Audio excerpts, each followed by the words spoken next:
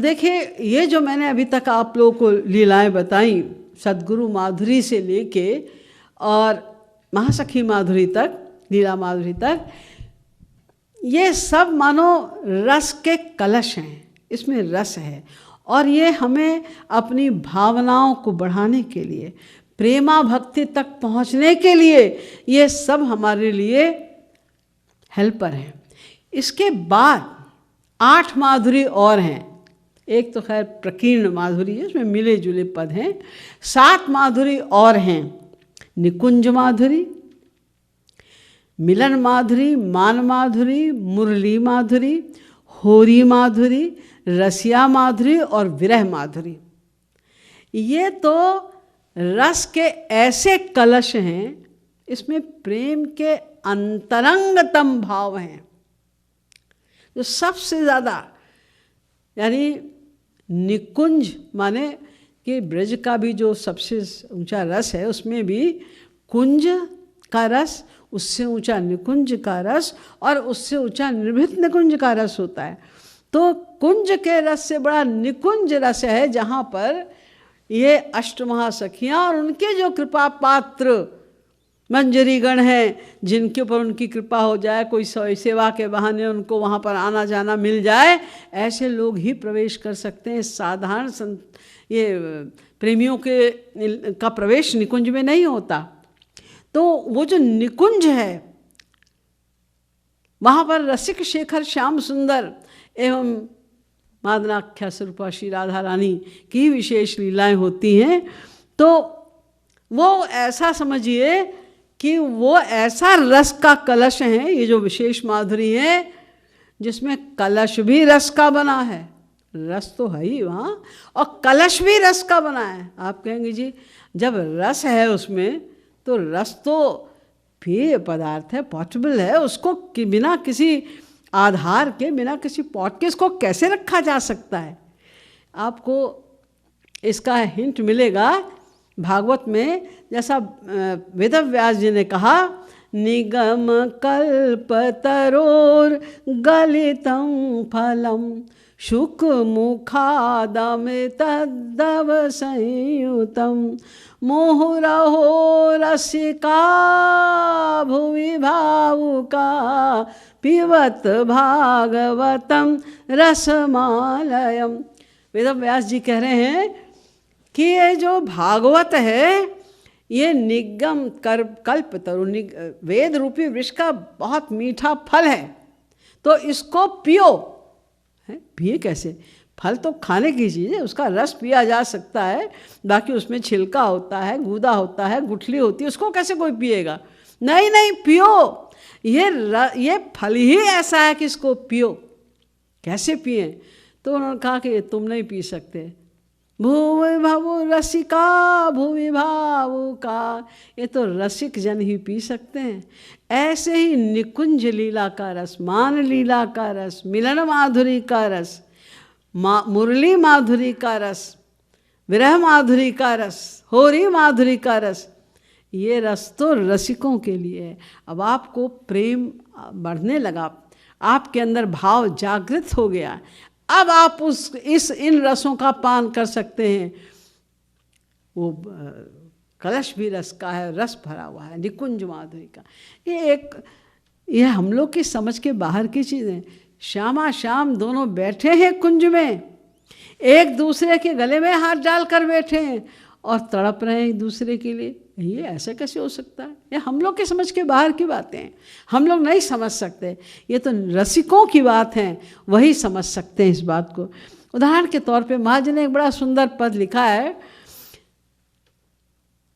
बलि जाऊं निकुंज विहार की, बलि नागरी श्री विश्वभानु कुंवरी अरु, नागर नंग कुमार की बलि, करत केली भुज मेली विविध विधि, बरसावत रसधार की बलि,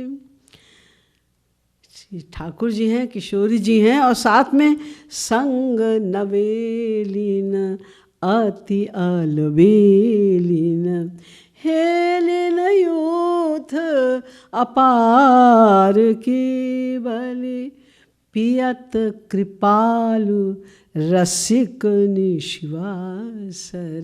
इस रस को और कोई नहीं पी सकता। पियत कृपालु रसिक निश्वासर प्रेम सुधारस सार की बलि जाऊं युगल सरकार। ये अद्भुत है। एक पद में श्री महाराज ने लिखा है अद्भुतता बताने के लिए, लख्यो एक अद्भुत, वहाँ पर एक गोपी आके दूसरी सखी से कह रही है, लख्यो एक अचरज कुंज माझार। क्या अचरज देखा? पिय पूछत प्यारी ते कित गए पिय मम प्राणाधार। ठाकुर जी किशोरी से पूछ रहे हमारे प्रीतम श्याम सुंदर कहाँ चले गए, और ऐसा कह के रो रहे हैं, बिलख रहे हैं, तड़प रहे हैं। और इधर श्री राधा रानी पिय पूछते प्यारे ते कित गई प्यारे मम सुकुमार। वो पूछ रही हमारी प्राण प्यारी श्री राधा रानी कहाँ गई, और ये सोच के दोनों कोई उत्तर नहीं दे पा रहे हैं, तो बिलख रहे हैं, रो रहे हैं, तड़प रहे हैं विरह में। सखियाँ समझा रही हैं, सखी समुदाय हार गई पै नहीं। समझा समझा के हार गई, लेकिन सम न समझत दो सरकार। दोनों के समझ में नहीं आ रहा है, दोनों का विरह बढ़ता जा रहा है। अब ये हम लोग की क्या समझ में आएगा? ये कैसा प्रेम है? श्याम सुंदर वही है, श्री राधा रानी वही है। श्री राधा भूल गई, इतना प्रेम बढ़ गया वो ये भूल गई कि मैं ही तो राधा हूँ। श्री कृष्ण भूल गए अपने आप को, मैं ही तो श्री कृष्ण हूँ, मैं तो प्रियतम नंद कुमार हूँ। भूल गए दोनों। इसी प्रकार मान लीला उससे भी गई। अब सोचिए दोनों एक हैं, आत्मा तो राधिका तस्य, फिर भी श्री राधा मान कर रही हैं। इसको प्रणय कोप कहते हैं, यानी अंदर से कोई गुस्सा नहीं है, कोई शिकायत नहीं है, कुछ नहीं, ऊपर से मान कर रही हैं। और उस मान में सबसे रस की बात यह है कि श्री कृष्ण विभल हो रहे हैं, गोपियों के चरणों में पड़ रहे हैं कि तुम जो कहोगे हम कर देंगे, हमें श्री राधा रानी का एक बार मुखारविंद तो दिखला दो, एक बार उनके दर्शन तो करा दो। ऐसा कह रहे हैं वो। एक बार श्री राधा रानी ने मान कर लिया, और बहुत ज़्यादा तीव्र मान कर लिया, तो उन्होंने बुलाया ललिता विशाखा आदि को, कहा देखो आज कड़ा पहरा होना चाहिए महल के चारों ओर, तो खबरदार आज श्याम सुंदर अंदर आने ना पाए। गोपी ने कहा ठीक है, जैसी आ गया चल पड़ी। अरे सुनो एक बात और, क्या? जब वो आए ना तो उनसे उन बात भी मत करना। अच्छा क्यों? अरे वो बड़े चतुर हैं बात करने में, वो फुसला लेंगे तुम्हें, बहका देंगे और तुम चली जाओगे, हाँ भाई इनकी कोई गलती नहीं है, इसलिए बात मत करना। ठीक है, समझ लिया। फिर चली। अरे एक बात और सुनो ललिता, क्या? उनकी ओर देखना भी मत। अरे इसमें क्या हर्ज है भाई, देखने से क्या फ़र्क पड़ जाएगा? अरे वो बड़े भारी वो अभिनेता हैं, नाटककार हैं, वो ऐसे देखेंगे अपनी दीन दशा बना के कि तुमको तरस आ जाएगा, इसलिए तुम देखना भी मत।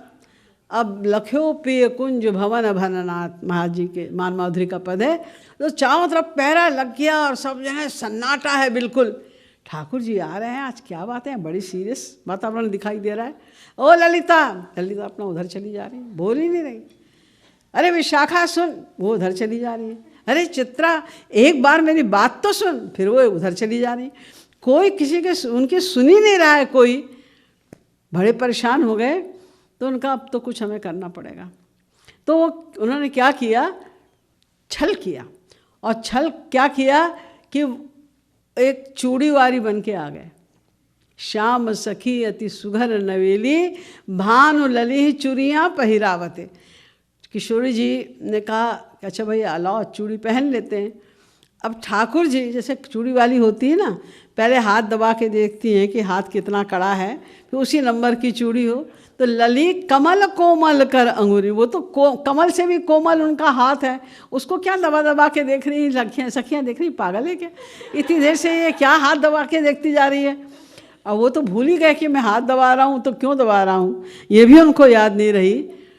तो लेकिन भाव उमग पड़त प्रेम रस अम्बुधि, वो स्पर्श मिला तो प्रेम रस जो है बढ़ने लगा। तो हंसी हंसी जानबूझ के हंस हंस के कुछ ऐसे अपने भाव को छिपाने के लिए हंस हंस के और ठाकुर किशोरी जी से बात कर रहे हैं। लेकिन फिर भी जब प्रेम का उमगो पड़त प्रेम रस अम्बुधि, तो क्या हुआ, बिन चूड़ियाँ चूड़ियाँ में पहरावत, चूड़ी हाथ में ली नहीं है, चूड़ी पहना रही हैं। तो गोपियाँ देख रही ललिता आदि की, क्या हो गया इसको, चूड़ी तो ले नहीं रखी हुई, क्या पहना रही है हाथ में। सबको संशय हुआ ये हो क्या रहा है। जब बहुत प्रेम बढ़ा और सब नहीं उनसे कंट्रोल हुआ ही नहीं, तो मूर्छित भई गिरी मणिहारिन, मूर्छित होके हाँ मेरी राधे कह के मूर्छित होके गिर गए श्याम सुंदर। जब वो गिरे तो यहाँ जो मुरली वो क्योंकि वो चुनरी पहनी हुई तो हट गई, तो मुरली खुशी भी दिखाई दे गई। सबको पता अरे आज तो हम लोग चले गए, ये तो छलिया नंद कुमार हैं। तो किशोरी जी की भी हालत गड़बड़ हो रही थी, क्योंकि उन्होंने स्पर्श पाया था श्याम सुंदर का। दोनों हंसने लगे और उनको हृदय से लगाया। तो ये इस प्रकार की जो उनकी मान लीलाएँ हैं, उनमें एक विशेष अद्भुत रस है। कभी तो और कभी कभी श्याम सुंदर भी मांग कर लेते हैं, तब किशोरी जी की हालत खराब हो जाती है। महाराज जी ने लिखा है मान लीला में, पिया बिनु प्यारी जिय अकुलात, मग जो हाथी कुंजन में बैठी, इत उत चितवती जात। देख रही हैं, अब आते होंगे श्याम सुंदर, अब आते होंगे, आंसू बह रहे हैं, विवल हो रही हैं। और कभी थोड़ी सी आवाज़ भी आई पत्तों की, कोई चिड़िया उड़ी तो पत्तों की आवाज़ आई, तो तरुते खगन उड़न लख सोचती, आवती श्यामल गात। उतना आशा हुई, चेहरे पे मुस्कुराहट आई, श्याम सुंदर आ गए। तो कुछ पग कुछ पल परखी, हाय प्राणेश्वर कही कही बिलखात, फिर बिलखने लग जाती हैं। तो ये जो मान लीला है श्री राधा रानी की, श्री कृष्ण की, ये दोनों ही विचित्र हैं। उसके बाद वो ये मिलन माधुरी, जो पहली बार कोई गोपी मिलती है श्याम सुंदर से, अनंत काल से जो प्रतीक्षा कर रही थी, आज श्याम सुंदर के पहली बार दर्शन हुए, तो उनका क्या आनंद होता है, क्या क्या भावनाएं होती हैं, कैसे कैसे उनके अंदर तरंगे उठती हैं भावनाओं की, उसका वर्णन मिलन माधुरी में है। जो मिलन का क्या माधुर्य है, वो मिलन माधुरी में है। एक उदाहरण के तौर पे मैं बताती हूँ कि एक सखी है, वो कहती है जिसको देखो आजकल श्री कृष्ण की बात करता है, बड़ा सुंदर है, अरे हमने तो उसको देखा तो हम तो अपना तन मन प्राण सब न्योछावर कर बैठे, जिसको देखो वो यही कह रहा है। ये चक्कर क्या है, ये सब ऐसे ही हैं। मैं तो बड़े स्ट्रॉन्ग कैरेक्टर वाली हूँ, मैं ऐसे नहीं हूँ कि एक बार देखा किसी लड़के को और मोहित हो गई उसके ऊपर, कितना सुंदर होगा वो, अरे बहुत देखे मैंने सुंदर लड़के, मैं ऐसे मोहित होने वाली नहीं हूँ। तो अपनी अंतरंग सखी से कह रही थी, तो उसने कहा देखो ऐठ मत दिखाना उसके सामने, एक बात तुझे बता दूं, मेरा मंत्र याद रखना कि अगर कभी वो कहीं दिख जाए तो उसकी तरफ देखना मत, उसी में डेंजर है सारा, आँख में उसके, तो उसके आँख की तरफ देखना मत, तो बची रहोगी, नहीं तो बचोगी नहीं। उसको उसने कहा मेरे पर कुछ नहीं होगा, लेकिन मन में सोच रही थी हाँ मैं करूँगी ऐसा। तो एक वो सखी एक दिन आके वो अपनी उसी सखी से कहती कि क्या कहती है, गयो हरी मोह पे जादू डार, आज तो श्याम सुंदर ने मेरे पर भी जादू डाल दिया है। तेरे ऊपर कैसे जादू हो गया, मैंने कहा था ना मत जाना उसके पास। मैं कब गई, मैं गई थोड़ी, तो मैं तो यमुना जी स्नान कर रोज जाती हूँ, आज भी मैं तो यमुना स्नान करने गई थी। हाँ यमुना स्नान करन गई तारह Nand Kumar. By the way वहाँ पर नंद कुमार थे तो मैं क्या कर सकती थी? अरे तो मैंने कहा था ना देखना मत। देखा नहीं मैंने तो फिर कैसे जादू हो गया? अरे मैंने सोचा कि बड़ी तारीफ़ें सुनी हैं इसकी, तो एक बार उसकी जब वो कहीं और देख रहा होगा तो चुपके से देखूंगी कि कितना सुंदर है, क्यों इतनी तारीफ होती है। तो पिय दृग पिय रस रूप माधुरी दृगन बचाय निहार। घूंघट की ओट से चुपके से थोड़ा सा, जब वो कहीं और देख रहा था तब मैंने देखा तो क्या हुआ? बंटाधार हो गया उसमें। क्या बंटाधार हो गया कि पिय दृग पिय रसलम पट दृग पट घूंघट पट।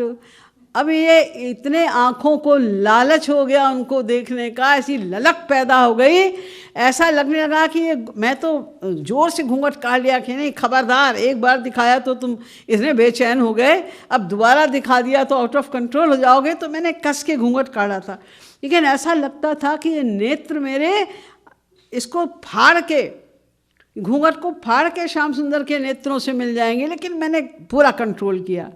तो फिर क्या हुआ? घर तब घट भरी चली घर नटवर है। जब तू घड़ा भर के घर भी चल दी, हाँ फिर कैसे जादू हो गया? अरे पूरी बात तो सुन, क्या हुआ फिर?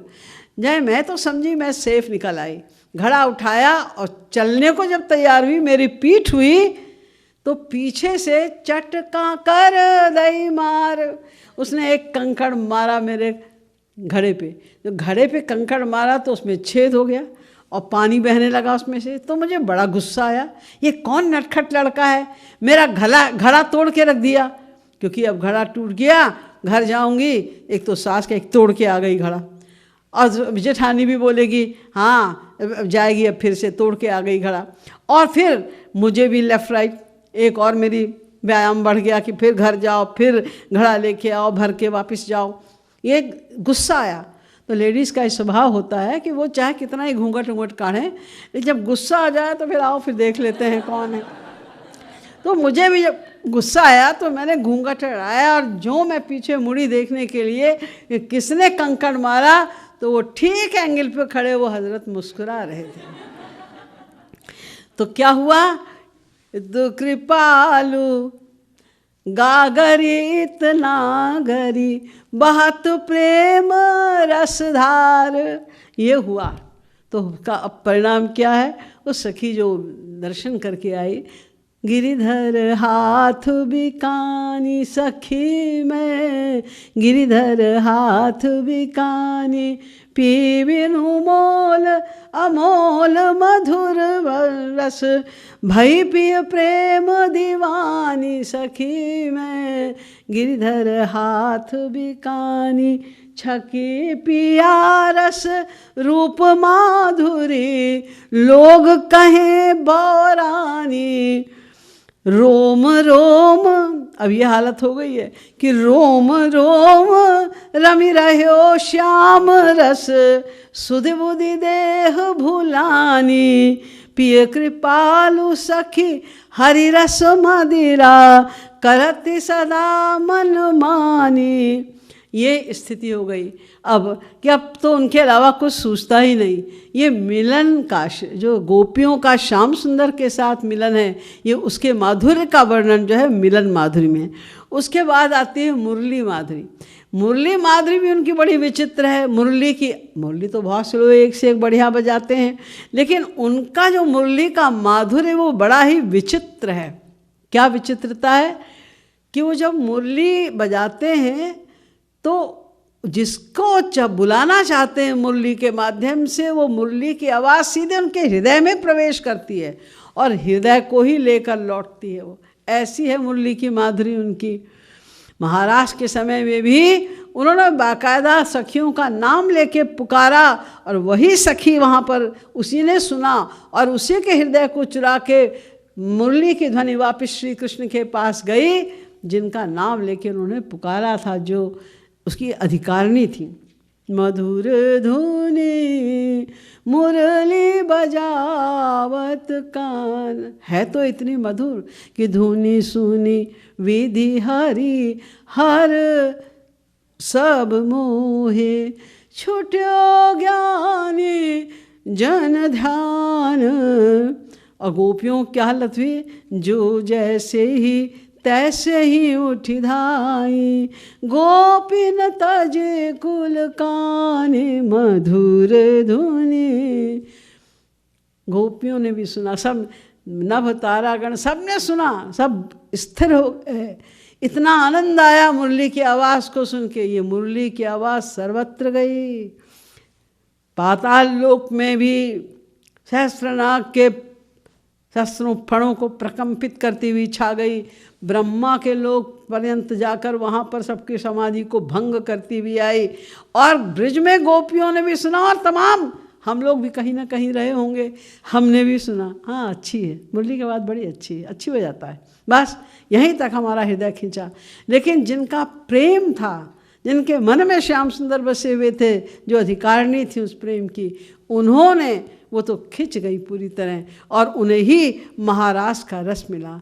तो मुरली का जो उनका माधुर्य है, वो तो ऐसा माधुर्य है जैसा त्रैलोक में किसी और चीज़ में उतनी मधुरता है ही नहीं।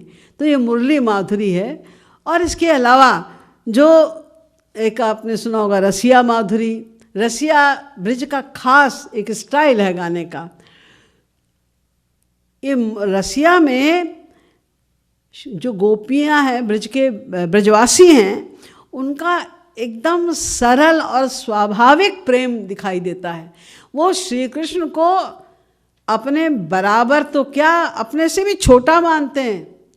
इतना उनका अपनापन, इतना प्यार है। और श्री कृष्ण में का भी जो सबसे ज़्यादा कैंकर्य भाव अगर कहीं दिखाई देता है, ब्रजवासियों के किंकर बन के, दास बन के अगर वो कहीं रहते हैं तो ब्रज है। और इस रसिया में उनके उस कैंकर्य भाव के भी दर्शन होते हैं। रसिक शिरोमणि श्री कृष्ण का ये सबसे सरस स्वरूप है जो रसिया में प्रकट होता है। श्री महाराज जी ने लिखा है इस विषय में कि वो ऐसा रस है, ब्रज का रस, कि बड़े बड़े ज्ञानी योगी अमरात्मा परमहंस जो निर्विकल्प समाधि में सदा निमग्न रहते हैं, उन्होंने भी जब श्री कृष्ण को ब्रज में देखा तो उनकी बुद्धि चकरा गई। क्यों? उन्होंने तो हमेशा ये सुना था निराकार है, वो तो निर्लिप्त हैं, उनका कहीं अटैचमेंट हो ही नहीं सकता। अरे वो तो सबके ऊपर है, भय भी उनसे भयभीत होता है, वो तो ऐसे हैं। ये क्या हो रहा है? ब्रज रस बरसी रह्यो ब्रज बीथिन, ज्ञानी बिनु जाने भरमाय। जेहि खोजत ज्ञानी जन लाखन, चारिहु वेदन की प्रतिशाखन। हारी अलख इमिलागे भाखन, वृंदा विपिन सखिन अंचल पटल पट रह्यो सोई धाय। क्या देख रहे हैं? ये चारों वेद जहाँ हार मान गए और कहते हैं कि वो तो सोचा भी, उसका रूप है ही नहीं, वो उसके विषय में सोचा भी नहीं जा सकता और कहीं भी उसका अटैचमेंट भी नहीं हो सकता। वही आज यहाँ पर गोपियों के पीछे भाग रहा है। अरे थोड़ा सा दही का दान दे दे, अरे मुझसे थोड़ा प्यार कर ले। अरे ये ऐसा कैसे उनको चकरा गई? सचमुच ये ब्रह्म है या क्या हो गया है? हम लोग को कुछ बुद्धि गड़बड़ हो गई है हमारी। तो ज्ञानी बिनु जाने भरमाए, यही शंकर उर अंतर ध्याव। भगवान शंकर जिनका मन में स्मरण करते हैं, और जाको भेद वेद नहीं पावत, निर्विकल्प निर्लेप बतावत। वेद कहते हैं वो निर्लेप है, लेकिन यहाँ क्या देख रहे हैं? सोई निकुंज बीच भानु, लले के चरण पलोटत जाय।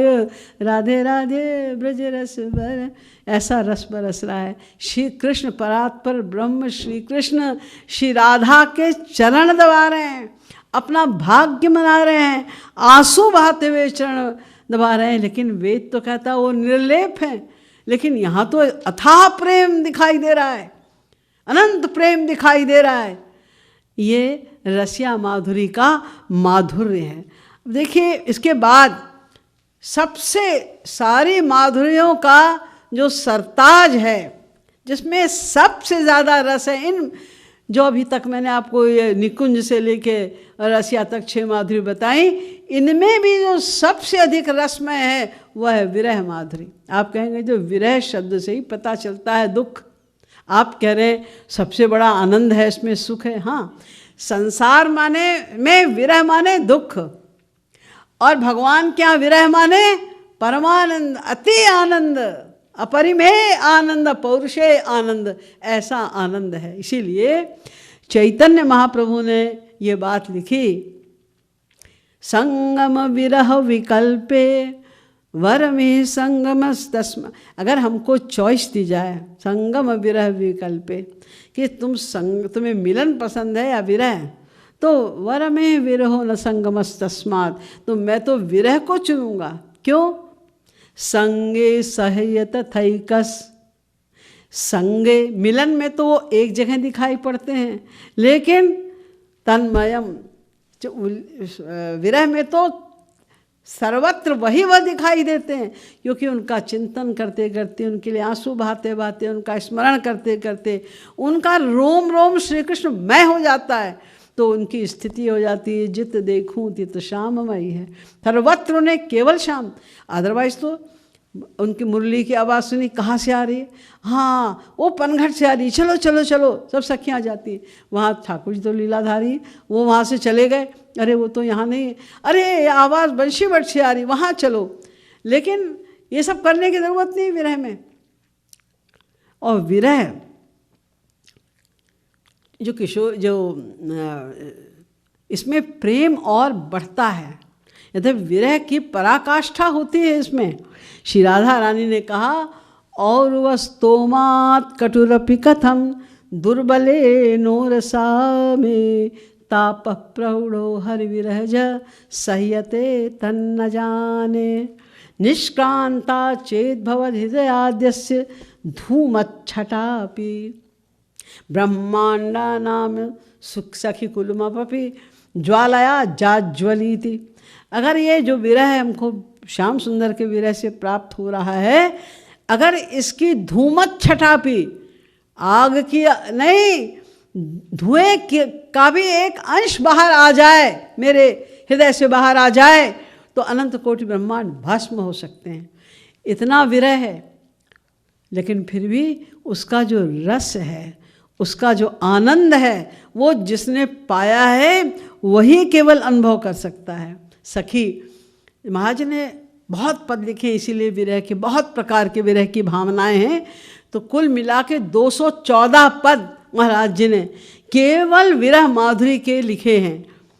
आँखियन कछु न लखाय सखीन जित देखूं तित सांवरी सूरति दिखति तन मन लाय सखीन कबहु मिलन सुख कबहु विरह दुख आँखियन नीर बहाय। आँखों से आंसू निरंतर बह रहे हैं, कभी उनके मिलन की कामना करके, कभी उनकी विरह की कामना करके।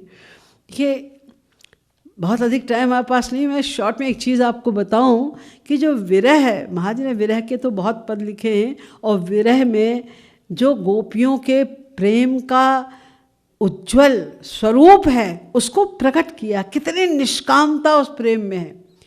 और इस विरह में मैंने आपको बताया था कि जो रूढ़ भाव है वो उच्चतम 2 भावों में परिणित होता है, मोदन और मादन। तो मोदन के भी 2 भाग होते हैं, एक मोदन एक मोहन। विरह की अवस्था में मोदन भाव, मोदन में सब प्रकार के जितने भी प्रकार के प्रेम के भावनाएं होती, जितनी भी प्रेम की तरंगें, वो नित्य नई तरंगें उठती रहती हैं, नवायमान होकर अनंत अनंत मात्रा में। और वही जब विरह में बदल जाता है तो उसको मोहन महाभाव कहते हैं। मोहन महाभाव में एक भाव होता है, उसको कहते हैं उद्घूर्णा महाभाव। उसमें विचित्र विचित्र अवस्थाएं होती हैं। तो उसमें क्या है कि ठाकुर जी हैं या नहीं हैं तो भी उनको विरह हो रहा है। जैसा कि मैंने पहले बताया कि वो पूछ रही हैं कि किशोर जी पूछ रही प्यारी जी कहाँ गई, ठाकुर जी पूछ रहे हैं प्रियतम कहाँ गए, वो भी होता है। और कभी कभी श्याम सुंदर हैं ही नहीं वहाँ पर, लेकिन फिर भी उनके अनेक प्रकार की विचित्र उनकी क्रियाएं होती हैं। महाराज ने एक पद लिखा है, पिया बीनु पियसो तिय बतराती, कबहू क उठी कह तुम अति निष्ठुर, तो सन कब करहूँ न बात। कहती तुम बहुत निष्ठुर, मैं तुझसे बात नहीं। और कभी कहती हैं कि तुम कितने सुंदर हो, कबहू कह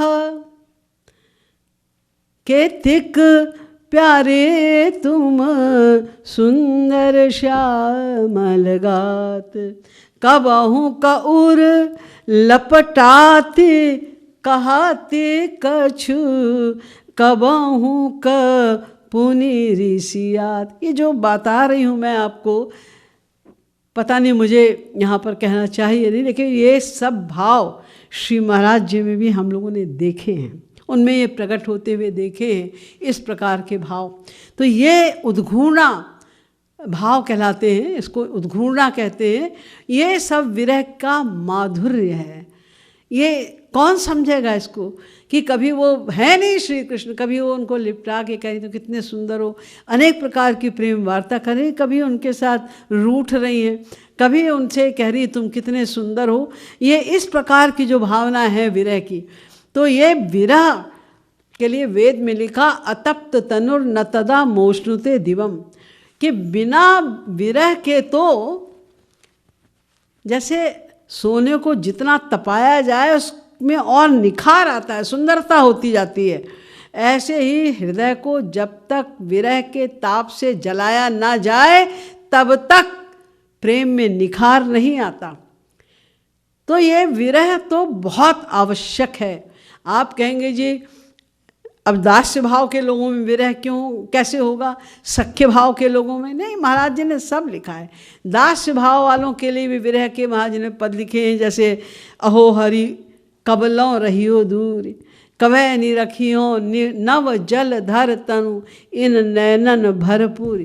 इसी प्रकार से सख्य भाव में भी लिखा है, सखन एक पाती लिखी बनाए, प्राण सखे यह कौन रीति तब पाती नाही पठाय। तुम बिन सखा, हे श्याम सुंदर तुम्हारे बिना आसन बसन भूषण और गोचारण आदि कुछ नहीं अच्छा लगता। मन कह पकड़ी कान ले आऊं, मन तो कहता है जाके अपने सखा को कान पकड़ गए, क्या कर रहा है, 2 दिन के लिए कह के गया था अभी तक आया नहीं। लेकिन बुद्धि कहती नहीं नहीं भैया, अब तो वो महाराजा धीराज बन गए हैं, ये तो उनका अपमान हो जाएगा, नहीं नहीं हम ऐसा नहीं कहेंगे। तो ये सखा भाव का विरह और वात्सल्य में भी है। यशोदा जी किस प्रकार तड़पती हैं जब श्री कृष्ण चले जाते हैं, तो संदेश भेजती हूँ उद्धव जी को, पथिक तुम इतनो कहियो जाय, अब न कबहूँ कछु कही हो लाल सो, एक बार आ जाए माखन चोरी ते न बरजी हो, करे जोई मन भाई। इत्यादि जो विरह के भाव में तड़प रही हैं और वो सोचती भी जा रही हैं कि मैं वो दिन कैसे भूल जाऊं जब ये श्याम सुंदर इस आंगन में खेला करते थे।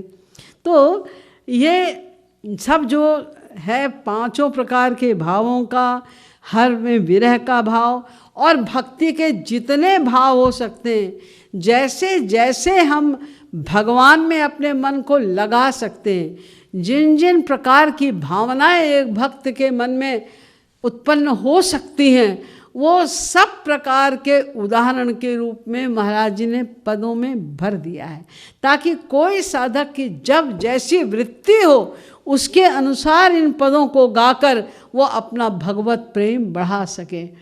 तो भला इस छोटे से ग्रंथ में समस्त शास्त्र वेदों और रसिकों का सम्मान रखते हुए भक्ति के समस्त भावों को लाकर, भक्ति के सब प्रकार के अंगों को बताते हुए, भक्ति के स्तंभों को बताते हुए, और फिर उनके श्री कृष्ण के, श्री राधा के, सखियों के नाम रूप लीला गुण धाम आदि सब के विषय में पूर्ण ज्ञान कराना, ये गागर में सागर नहीं तो और क्या है। इसीलिए मैं इस बात को समझती हूँ, कहती हूँ कि प्रेम रस मदिरा नामक ग्रंथ ये एक ऐसा ग्रंथ है, भविष्य में लोग जानेंगे इसकी महानता को। ऐसा ग्रंथ नहीं हुआ जिसमें भक्ति के समस्त अंगों को इतने विस्तार से बताया गया हो। ये गागर में सागर ही है। शेष फिर कभी बोलिए श्रीमद् सद्गुरु सरकार की जय, लाडली लाल की जय, रासेश्वरी श्री राधा रानी की जय। जय जय श्री राधे, जय जय श्री राधे, जय जय श्री राधे।